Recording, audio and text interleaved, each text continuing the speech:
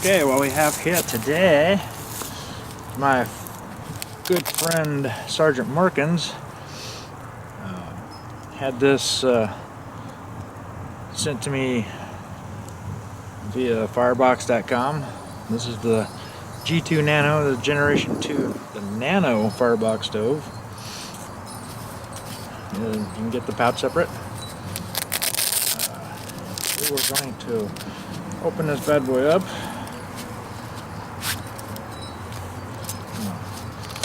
Nice place to keep it. Just toss it over the side. This is actually how they come. The pouch is extra, plus you can get a carbon felt pad to put it down so you don't burn a picnic table or something like that. This is a diverse stove, multi-fuel stove. I'll toss that over to the side. It's just a little muslin pouch. I'll show you how it sets up. My fingers are starting to get cold already. Just kneel down here. Okay, see, it folds out. This is the front. I have some pins in here. I'll show you what they do in just a second. Take those out, fit in there nice and neat. One's a little bit longer than the other, so they rest below the lip here. That's the front. Just unfold this bad boy. This is the burner plate. It's got nice holes in it and stuff. It just folds up and down, right? Alright. These are your legs and your container arms. Show you how that works. I have not used this yet, obviously. Nice and clean. But I want to show you some of the features. Turn this in. Don't know that I'll need it, but it has a wind guard, and it's fairly easy. Just kind of give it a little bend like that. Get this little tab on the other side of the edge of the stove. Get in there. There's a little extra wind deflection. Okay. Don't think I'll need it. Maybe. We'll see. Okay, what else comes with it is, if you know what a fuel tab is, Nesbit, something like that. You can get some generic brands too. This, actually that's the shape of a Nesbit. It's a little bit recessed, kind of keep it in place. But if you decide to use the fuel tab, then you get it to do, because you don't want to lay the fuel tab in there, it'd melt right through. Drop this bad boy in there. There you go. Or, that's one of those cool things about this. Now that should be, with the depth being down here, should provide plenty of heat, and it concentrates the heat with the box. Or, those little pins I showed you, kind of go in the sides here. There's slots for these. I think first gen didn't have these, if I'm not mistaken. Take these bad boys, put them in there like that. So now they're kind of closing it off a little bit, right? And set your plate back down in there. Now the plate's setting up higher. And that would probably, that kind of distance not going to provide the most heat, but it's a more direct heat, maybe for simmering. Things like that. If you're just warming something up, I wouldn't expect it to come to a boil with a Nesbit anyway, but it's usually enough to get your water hot enough for your freeze-dried meals anyway. Anyway, I'll take that out. Leaving the pins in. I'll show you something. Oh. Okay. This is my alcohol stove.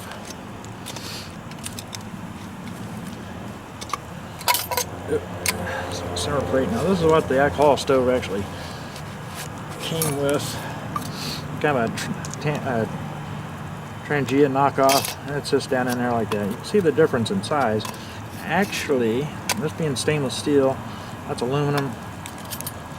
Weighs just a tad more, but see, this doesn't fold up. This does.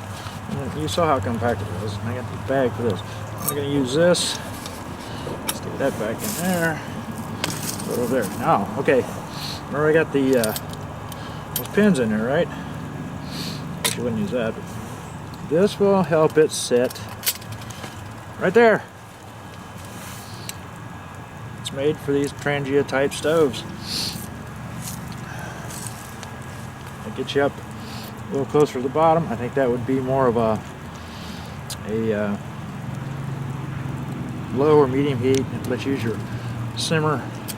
If you know anything about alcohol stoves or not, this is your simmer. What you do is you turn this. Different degrees of flame to simmer with. It's also your snuffer to put your fire out. Now, one thing remember with these, depending on the distance and how you concentrate the heat, you know, is how hot they get. Well, that would be, yeah, that's nominal for just heating water. But what you can do, in this case, you can take your simmer plate or your cap. I'd rather leave the cap on. Take your simmer plate, or simmer cover, or snuffer, whatever you want to call it, and drop it down inside there. And take your pins out. Or you got a bag to put this stuff in if you don't want to just hang it on the side, because you can just hang it on the side like that and it won't go anywhere. Don't lose the damn things. But then when you set your alcohol burner there, it's sitting just a little bit farther down. That would give you a medium heat. Probably get a boil out of that. Take a little longer, but in case you want to really concentrate that heat with this box, of course you'd loosen the lid some before you set it in there. Set it all the way down to the bottom. That gives you the most concentrated heat. You can boil up quicker. Okay. Now, it's all fine and dandy. I'm sure it works. Alcohol stove's an alcohol stove. I usually use just a tip. I usually use heat, automotive gasoline additive heat. It's cheaper, more bang for the buck, BTU wise, and cost. And it has fuel in it. I like these little stoves, especially in the summer. In the winter, it takes a little longer to get things going. Okay, so I'm going to set this aside. Now, for the I think this is the primary use for this stove, and you can get a isobutane burner that will fit in there. It actually snaps between the two pins. But for practical reasons, I mean, if I was going to do that, I might as well just carry my MSR or something like that. So anyway, this in itself has two feed ports. It's a wood burner. Yeah, probably that big. You burn up twigs in it. Yeah, there's some tricks to that, but you have two feed ports. You can feed it in from the side because you got plenty of room. I'll show you the pan sitting on top of it. However you want to, you can adjust these for the size of your pan. I don't even have to do anything, just sit on there. I like that, yeah. Just feed your wood in. Okay, now I'm going to cut away, and I'm going to get my twigs and such ready. My starter ready, and I'm going to burn this in, as it were. His first use. Yeah, these legs also, you can kind of adjust these. They move up and down. You can see that they move up and down, so you can kind of make up for uneven ground.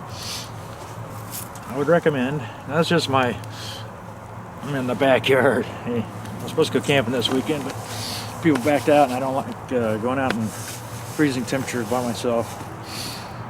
Just not safe. So anyway, this is just my chopping blocks. I don't care if I burn it.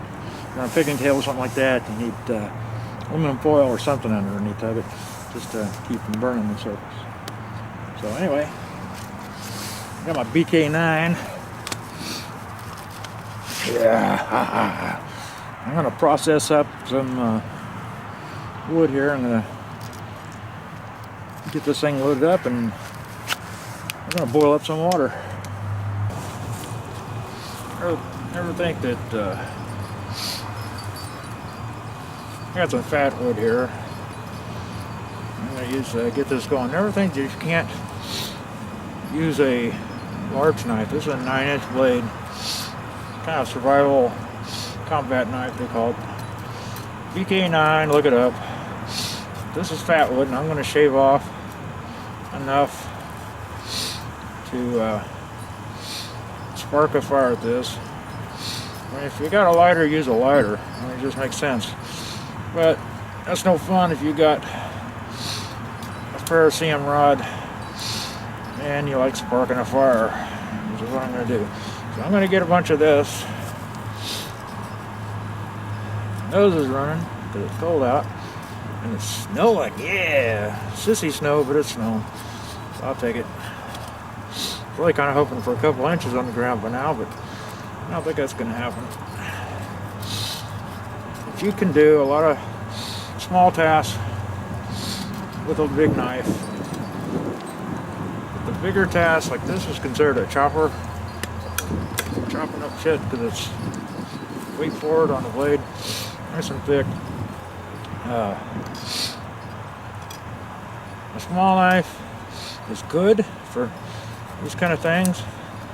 It's got to learn control, but you can do this stuff with a large knife.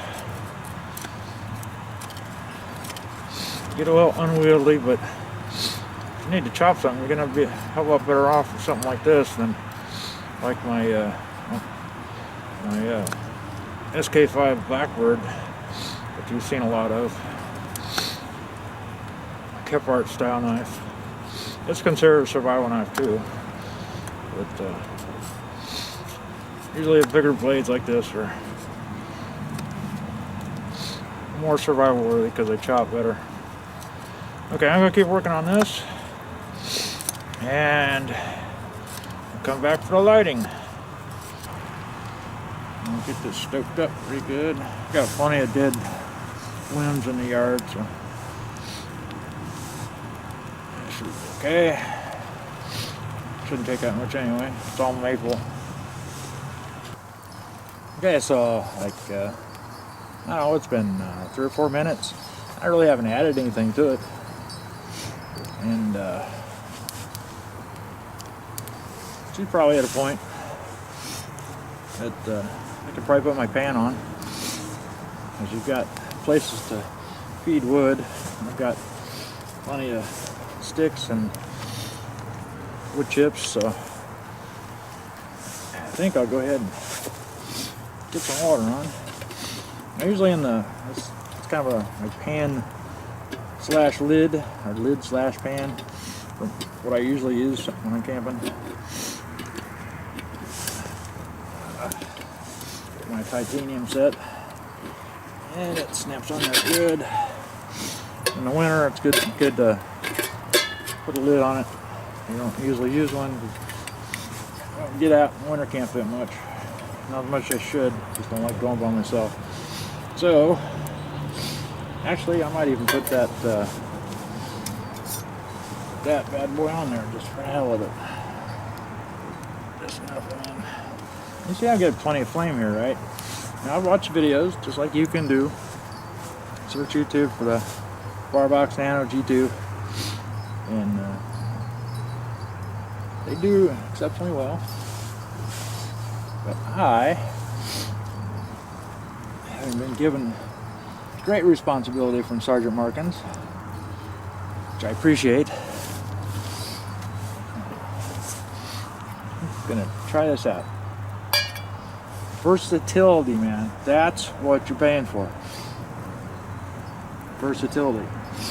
So I can burn fuel tabs, I can burn twigs, I can use alcohol burner in this.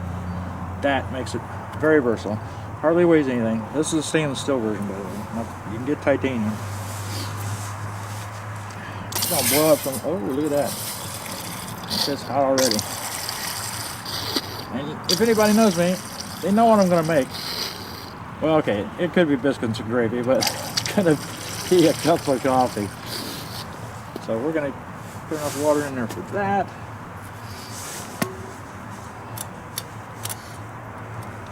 Put the lid on. Here we go. Okay, here's what I'm gonna say. What about gonna have this? Maybe 10 minutes. Have you a nice bunch of sticks ready to go, which I didn't. So I didn't have to constantly build it back up. I should have had my shit together to have everything right here, so I just keep feeding it, keeping the heat level up. It's still, whoopsie, it's still not rolling. But I could have had it rolling if I'd just stayed on top of it a little better. So that would be a con, I guess. I mean, you gotta be prepared. Be prepared. It's the key in anything, I guess. Because you gotta feed it. You gotta give it some fuel, and you gotta have it ready.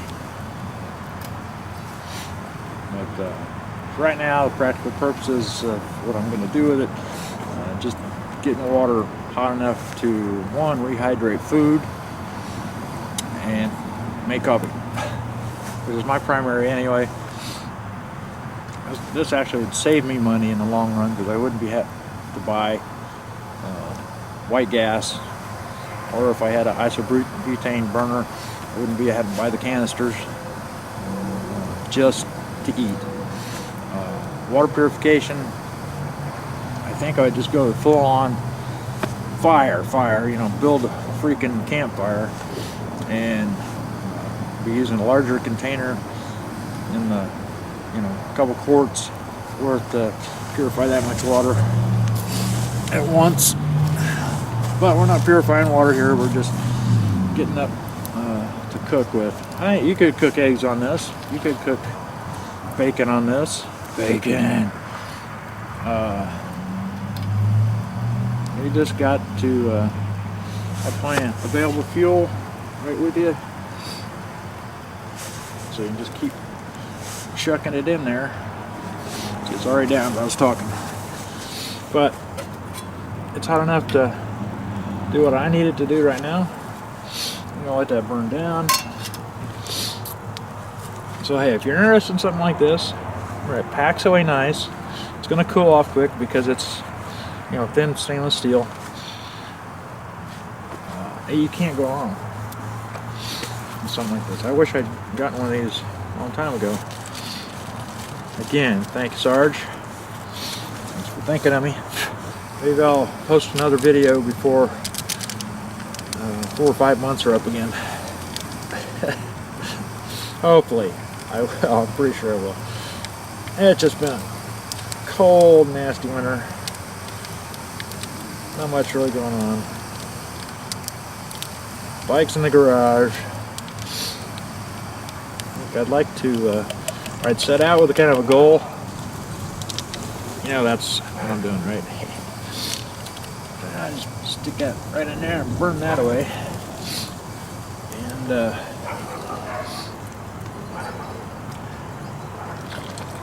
just waiting on a little bit warmer weather.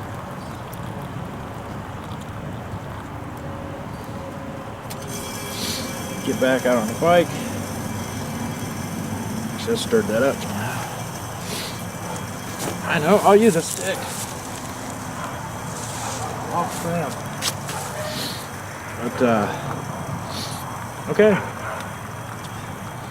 Trying to get in some hangouts. Like getting in the hangouts. Wish I had a decent mic. Alright, so there you go. I will see you guys in the woods and on the road. Later.